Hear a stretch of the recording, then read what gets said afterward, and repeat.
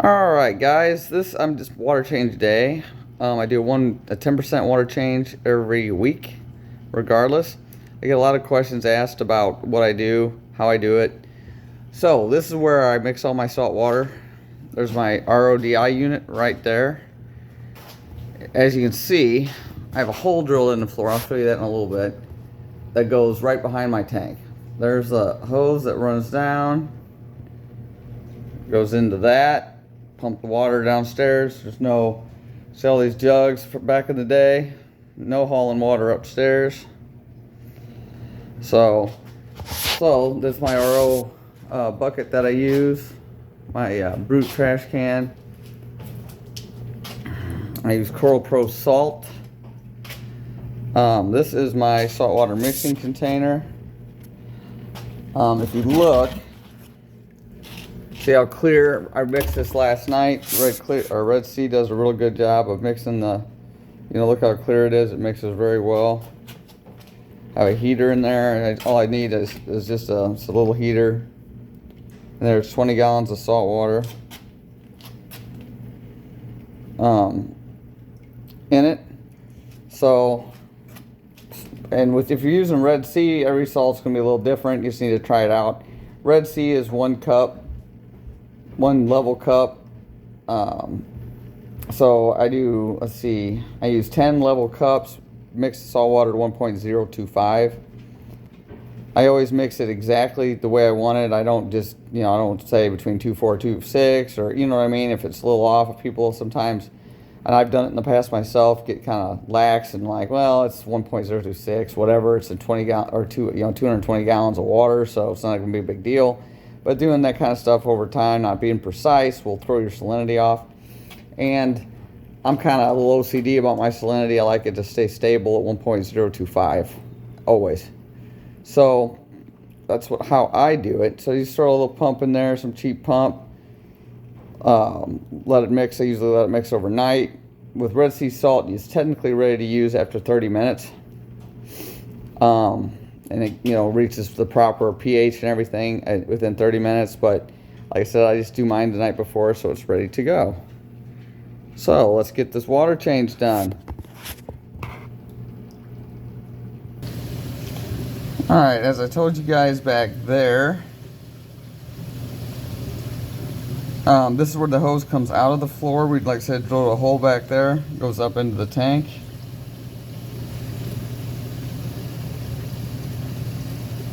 So this is where everything, all my control panels and everything is auto top off. So I go ahead and turn off everything right here. So right here you can see where I marked the line on the sump. The sump is now drained. So I took like a black magic marker, marked the line on the sump. We do 20 gallons. So the 20 gallon mark is there. So we're gonna suck water out of the sump down to the 20 gallon mark. We have a pump in there that we put the hose on and start the siphon.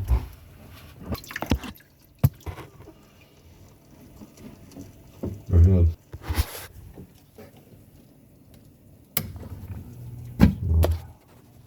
Go ahead.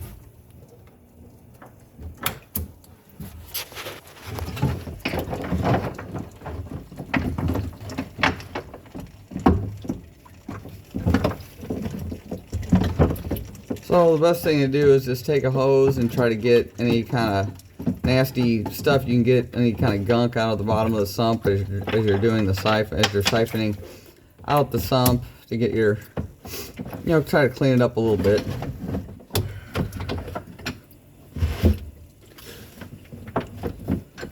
So just do that until you get down to the 20 gallon mark. So you can see now the sump has been drained down to the 20 gallon mark. We're gonna go down in the basement and we're gonna hook a pump up into where we mix the salt water that I showed you earlier. So I'm back downstairs, and here's the pump that we're gonna use to go ahead and put that in the salt water. So one moment. Okay, right here we took the hose out of the drain and we're hooking it up to the pump. And you can see, go ahead and put that little baby in the water there. and I'm gonna go do the water change.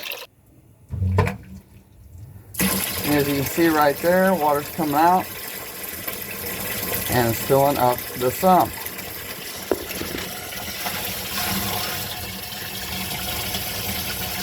Nice and easy. You don't have to worry about carrying buckets upstairs. It's really great. Works really well. Very easy way to do a water change. Although I filmed it so it took longer, but it probably takes less than probably a couple of minutes. That's it. Just 20 gallons of water. Very easy. All done with the water change. So now it's time to turn everything back on. Real simple. I turn the main pump on first. And it's ready to go. That's it. All done with the water change, guys. Fish will be happy getting a new drink.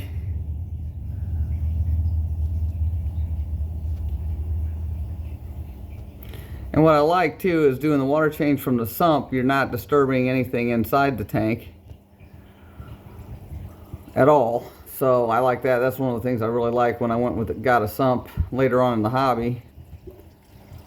So you don't have to worry about dumping big jugs of water directly into the display tank. All the water is done in the sump. Everybody's happy. That is how I do it here, guys, every week, once a week. 10%, roughly 20 gallons. All right, guys, if you guys have any questions, let me know. Like and subscribe. Thank you so much. Have a great Sunday.